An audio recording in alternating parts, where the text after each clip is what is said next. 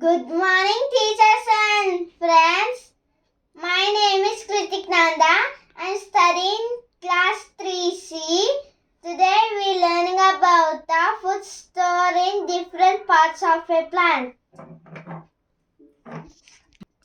Roots, stem, leaves, fruits, flowers. Vegetables obtain from roots. Radish, carrots, sweet potato, ginger, garlic, beetroot. Vegetable obtained from leaves. Spinach, curry leaves, cabbage. Fruits. Apple, pomegranate, muskmelon, mango, bananas, strawberries, peach, pear, custard apple, watermelon, grapes, lychee.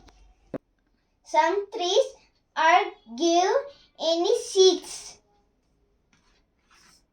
Mustard seeds, red gram, green gram, Bengal gram, peanuts, kidney beans, sugar, tea powder, dill seeds, cumin seeds, rice. These will come in the trees. These trees will give seeds. Inside will be any seeds will come. Seeds in the soil and grown up like a tree. And we can see any tree will come with any seeds. Thank you.